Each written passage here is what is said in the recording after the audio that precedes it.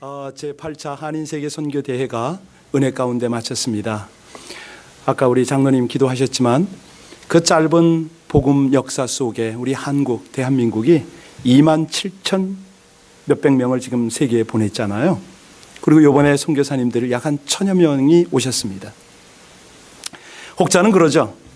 아니, 그 돈 가지고 그 세월을 선교지에서 열심히 일하면 되지 뭐하러 오시냐고. 그럴까요? 선교사님들이 이런 대회에 모이는 목적이 있습니다. 한 서너 가지로 이렇게 압축을 시킬 수가 있는데, 첫째는 먼저 하나님의 역사를, 하나님의 은혜를 회복해야 됩니다. 와서 함께 모여서 예배하고 거기에 임재하시고 말씀하시고 격려하시는 하나님을 새롭게 더 뜨겁게 만나야 되거든요. 선교지는 그런 조건이 안 됩니다. 그뿐만 아니라 선교지에서 벌써 10년, 20년, 30년이 되게 되면 문화도 환경도 다 어눌해요. 그래서 와서 새로운 정보나 여러 가지 세상을 좀 알아야 됩니다. 그것뿐만 아니라 후원하던 후원도 다 끊어지고 그냥 어렵습니다. 뭔가 해야 되는데 일이 되질 않아요. 와서 새로운 동역자도 좀 만나야 되고, 특별히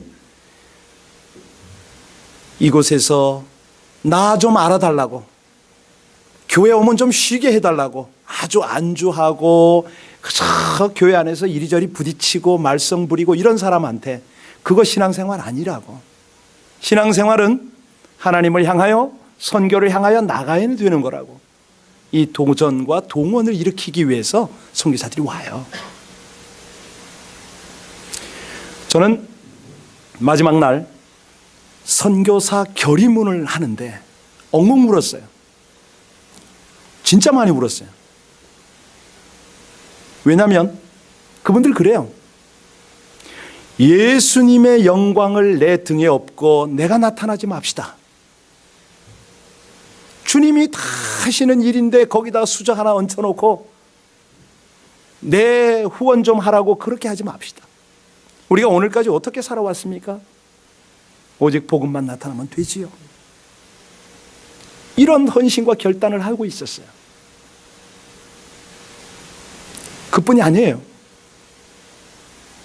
파송의 노래를 부르는데 내가 주와 함께 가리라. 여러분, 선교대 그 웅장, 시카고보다는 규모가 적었지만 12,000 몇백 명 성도들이 모여서 으쌰으쌰 했어요. 마지막 날 보세요. 썰물 빠지듯이 완전히 빠져버려요. 사람 하나 없어요.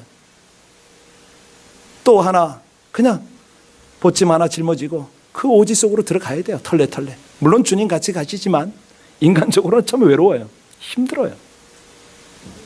눈물을 흘리죠. 우리 가자고, 죽으러 가자고. 그 상황 속에서 선교사 결의문을 만들었어요. 우리는 연합합니다. 우리는 진실하게 사역할 것입니다. 우리는 현지인을 세울 것입니다. 우리는 거기서 죽을 것입니다. 죄와 같이 사라질 것입니다. 아주 성숙한 결의문을 만들어내는데 한마디 한마디가 저를 치더라고요. 언제 우리 한인 선교사들이 저런 수준이 됐지? 교단, 교파 심지 맙시다.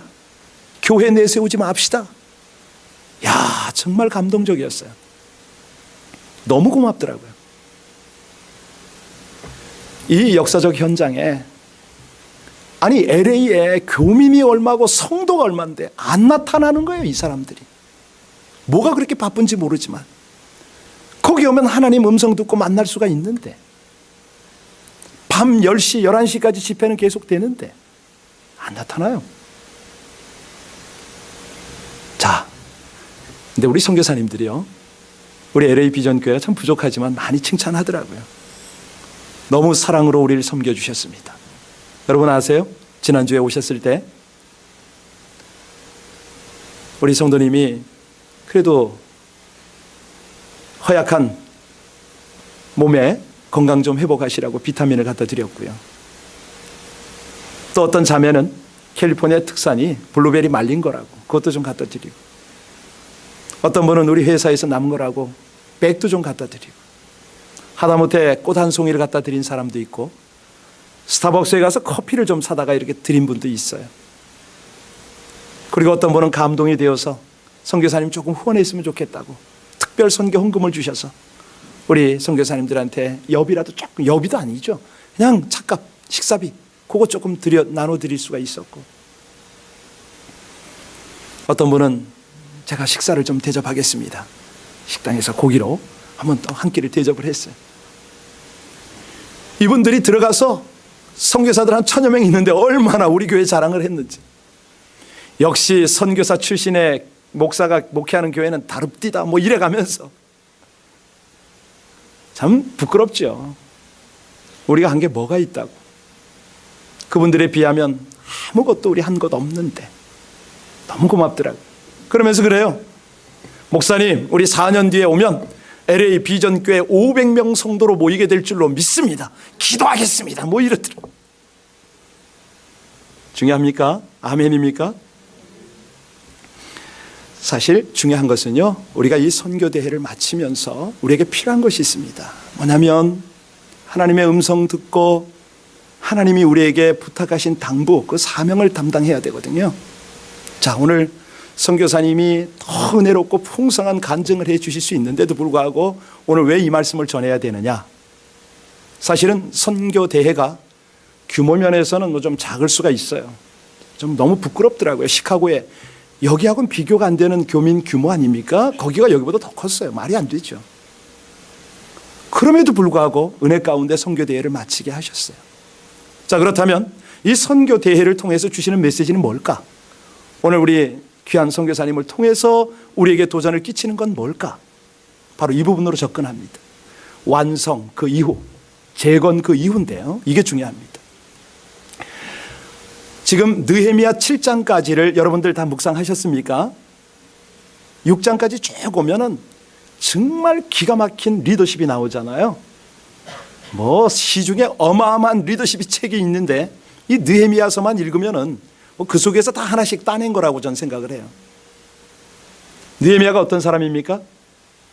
바벨론 국가의 의전 실장이에요. 왕 바로 옆에 있는 사람이죠. 그가 왜 예루살렘에 왔습니까? 하나님의 성전과 성벽을 재건하러 왔습니다. 자, 어떻게 재건이 되었습니까? 내적으로는 얼마나 많은 갈등이 있었고, 외적으로는 산발락과 도비아의 끊임없는 공격이 있었고, 심지어는 내부에 이 사람들을 흔들어 가지고 이 안팎으로 성전 공사가, 성벽 공사가 되지 않도록 했던 것이 그 요인이었어요. 엄청 힘들었죠. 그럼에도 불구하고 며칠 만에 성벽이 완공됐다고요? 며칠이요? 예, 52일 만에 기적이 일어난 겁니다. 어마어마한 역사가 일어난 것이죠. 자, 그것이 배경인데 오늘 7장 1절 다시 한번 봉독합니다. 우리 다 같이. 자, 이 성벽이 재건된 이후에 첫 번째 한 일이 뭔가? 1절 다 같이 시작. 성벽이 건축됨에 문짝을 달고 문지기와 노래하는 자들과 레위 사람들을 세운 후에, 1절 잘 보세요. 제일 먼저 뭘 했다고요? 문짝을 달았어요. 자, 문짝을 달고 바로 누구를 세웁니까? 파수꾼을 세우죠. 그리고 나서 다음에는요, 노래하는 자, 요즘 말로 하면 성가대 찬양팀, 그리고 레위 사람은 뭐 하는 사람입니까? 말씀을 전하는 사람. 이렇게 보면 됩니다. 자, 성벽을 재건한 이유를 아시겠습니까?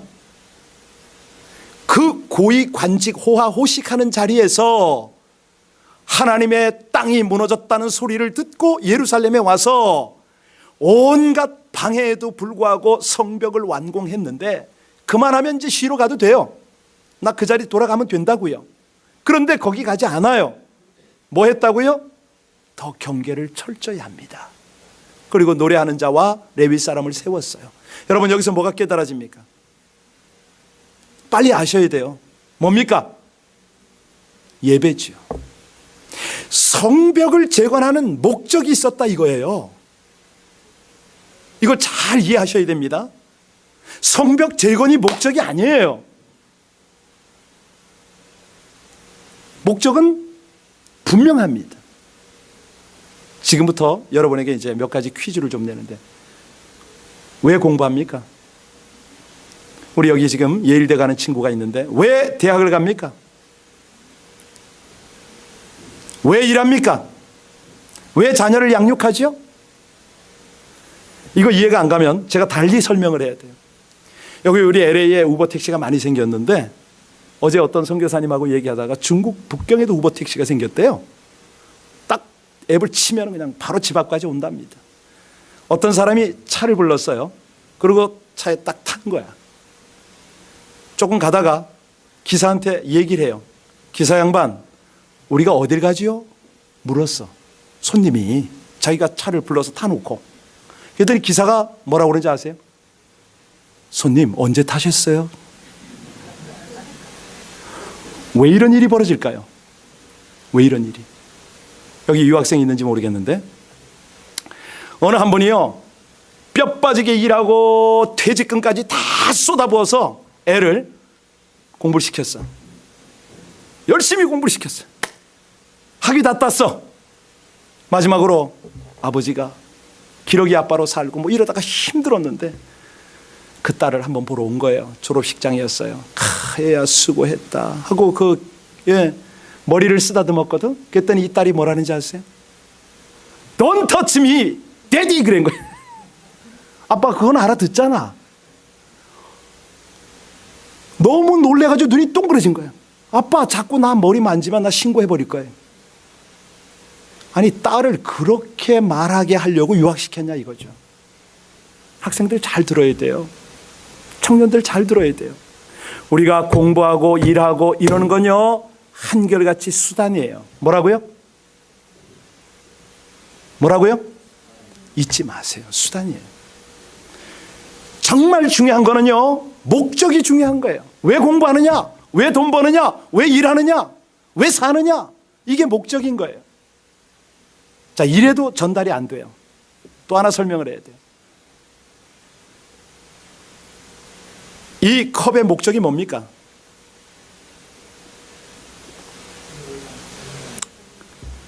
알고 싶으면요 컵 만든 사람에게 물어봐야 돼요. 그렇죠? 컵 만든 사람은 분명히 목적을 가지고 만들었단 말이에요. 좋은 곳에 귀하게 쓰임 받으라고. 여러분의 목적을 알고 싶으면 하나님께 물으면 될 줄로 믿습니다. 그렇잖아요. 그렇잖아요. 오늘 내가 다 했다? 뭐였죠? 다 6글자 안 나오네. 그거 내가 했다. 역시 김경. 우리 청년들 잘 들으셨어요? 오늘 선교사님의 도전? 힘들어요 여러분? 그거 하나님이 하시는 거래잖아. 그거 이민생활 힘드세요? 그거 하나님이 하시는 거래잖아요. 그거. 자, 다시 본문으로 돌아갑니다. 중요한 거는 성벽을 재건한 목적을 아셔야 됩니다. 이 성벽을 재건한 목적은 뭐냐면 외부로부터 공격당하지 않도록 하는 거 아닙니까? 하나님을 예배하는데 공격당하지 않도록 하기 위해서 성벽을 세운 거예요. 바로 이거예요. 그 다음에 둘째가 더 중요한데 여기 보면요 이제 내일 여러분들은 7장 7절부터 쭉 63절까지 수도 없는 사람들의 이름을 보게 될 거예요. 그렇죠? 이 이름이 한 번에 기록된 거 아니에요. 성경에 보면 2번씩 기록됐어. 이 무명의 사람들. 와, 어디에 기록됐을까요? 에스라서에 2장이 있는데 아니 한 번 기록돼도 영광인데 어떻게 2번씩 기록돼? 그럼 하나님 왜 이렇게 2번씩 이 사람들의 이름을 기록했을까요? 궁금하지 않으세요? 어째 이런 일이 생길까요? 실수하셨나요? 아니에요. 하나님 목적이 있어요. 이들의 명단은 바벨론에서 예루살렘에 온 사람들의 명단이거든요. 바벨론의 포로 생활을 70년 이상 했기 때문에 다 터잡혔어요. 먹고 살만 하거든요. 자녀들 다 좋은 자리 있어요. 그런데 그들이 약 2%의 사람들이 예루살렘으로 온 거예요. 왜 왔을까요? 네, 하나님을 예배하기 위해서. 하나님의 전을 새롭게 세우기 위해서 온 거예요. 하나님은요 그걸 너무 기뻐하셨죠. 기억하신 거예요. 느헤미야야, 에스더가 기록한 그 사람들의 명단을 너도 기록하라 이렇게 된 거예요. 칭찬하고 싶으신 거죠. 자랑하고 싶으신 거예요. 여러분들이 그러한 분들 되시기를 주의 이름으로 축원합니다. 자랑스러운 분들이 돼야죠. 그러면 하나님께서 그렇게 자랑스러우셔서 그렇게만 이들의 명단을 사용하실까요? 아니에요. 중요한 것은 그들이 성벽 재건을 마친 그 이후가 중요한 거예요. 이때부터 중요한 거예요. 우리 선교사님들이 선교 대회를 잘 마친 그 이유가 중요하고, 우리는 선교 대회가 LA에서 벌어졌는데 동참했건 안 했건, 기도했건 안 했건, 그 이유가 중요한 것이죠. 어떻게 해야 됩니까? 여기서 중요한 거는 오늘 본문을 보시면 나옵니다. 우리 같이 우리 3절, 4절 읽겠습니다. 다 같이 봉독합니다. 4절입니다. 자, 시작. 그 성읍은 광대하고 그 주민은 적으며 가옥은 미처 건축하지. 자, 성읍이 어떻다고요? 넓어요. 왜요? 주민이 적으니까. 집도 다 건축되지 않았기 때문에 그래요. 이해하셨습니까? 왜 이름을 적었는가? 그들의 명단 적힌 이유는 첫 번째, 하나님 앞에 영광스러운 예배를 회복하도록. 두 번째는 뭐죠? 그 예루살렘 성에 사람들을 불러 모으도록. 그 주민이 적다고 그랬지 않습니까? 하나님은 주민들을 좀 불러와라 이거예요. 바벨론에서 불러오고 저 성 바깥에서 불러오라 이거예요. 이게 목적입니다. 하나님의 목적. 여러분, 나 힘든데 뭐 이민 생활 힘들고 뭐 부모한테 얼마나 어려움, 제발 좀 그런 얘기 하지 마세요. 교회 와서 쉼을 얻어야 되겠고, 교회 와서 나 좀 알려야 되겠고, 이것저것 그렇게 하지 마세요. 저는 이번에 선교대에 참석하면서 개인적으로 굉장히 큰 도전을 받았어요.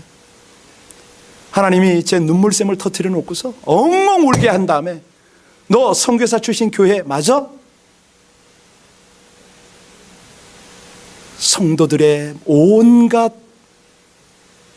말도 안 되는 소리를 네가 듣고 있어? 하나님이 저에게 강하게 질타했어요. 너 다시 선교지 갈 생각 없어? 이런 메시지도 제가 받았어요. 여러분, 우리가요 이렇게 모인 이유는, 교회로 모인 이유는 딱 하나예요. 하나님이 우리를 두고 행하고자 하시는 두 가지 목적. 성경 전체를 통해서 하나님이 우리에게 목적 둔 두 가지가 뭡니까? 첫 번째 하면, 그렇죠, 세 계명을 다 뭉뚱그리면요, 하나님 사랑, 영혼 사랑이거든요. 그럼 하나님 사랑, 영혼 사랑을 통해서 하나님이 원하시는, 기대하는 건 뭐죠? 땅끝까지 이 복음, 이 사랑을 전하는 거 아닙니까? 우리 청년들이요, 정신 차려야 돼요. 학교를 가는 이유는 공부하러 가는 거 아니야. 그거는 수단이야. 목적이 있다니까. UC 버클리가 얼마나 지저분합니까? 이런 얘기 하면 안 되겠지만 하여튼 복잡해요. 거기 온갖 그냥 퇴폐한 것들, 마약과 온갖, 거기에 가서 이 하나님의 목적을 잃어버리면 섞여서 동화가 돼버려요. 어느새 개들처럼 살면서 그게 다인 줄 안다고. 아니라고요. 중요한 거는 거기 가서 하나님의 사람다운 모습을 보여주고 하나님의 목적이 무언가, 이걸 보여야 되는 거죠. LA에서 우리가 여러 가지 일을 맡았어요. 그러면 그 삶의 현장에서 우리가 해야 될 게 뭡니까? 그들과 섞여서 살으라고요? 아니라니까요. 그런 거 아니라니까요. 내가 자리 잡았다고, 여기서 뭐 신분 해결됐다고, 내가 소셜 연금 받는다고 절대 방심하면 안 돼요. 그 이유가 중요하다니까. 그 이유가. 지금요, 하나님은 말씀하세요. 성경에, 네가 섰다고 생각하느냐? 넘어질까? 그렇지요. 언제나 우린 순간에 넘어지잖아요. 하나님께서 내 백성을 불러서 이 성전을, 이 교회를, 하나님의 나라를 채워라 이렇게 말씀하시고, 그 채우는 방법을, 예배를, 하나님의 말씀을 회복하라, 부흥시켜라 이렇게 말씀하시잖아요. 자, 그럴 때 뭐가 일어나느냐?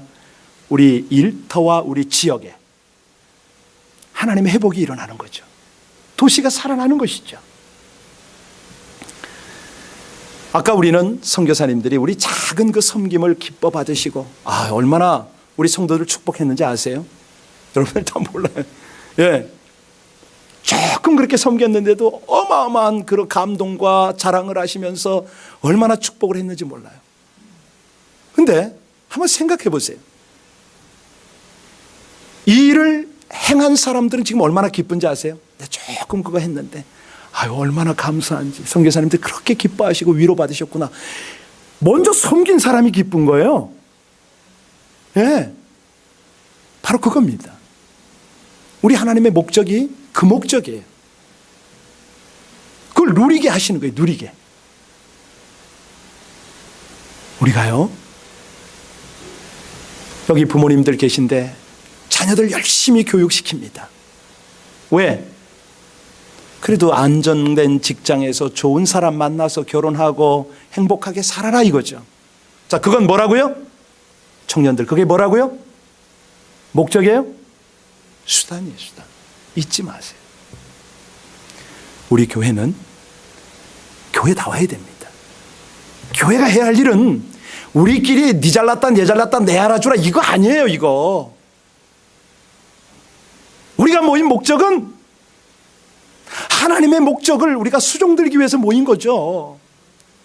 하나님, 우리가 몇 년을 살아도, 우리가 어디를 가도 영원히 하나님 앞에 설 그 순간을 위해서 우리 힘 합하겠습니다. 밀어주고 도와주고 함께 복음 전하고 함께 그렇게 하겠습니다. 예, 이게 돼야 됩니다. 그럴 때 우리 피차가 하나님께서 주시는 그 영광과 은혜를 누릴 수 있지 않겠습니까? 여러분들이요, 이제 목적을 분명히 하면 하나님이 어떤 성공으로 우리를 축복하셔도 그 이유가 아름다운 거예요. 풍성한 거예요.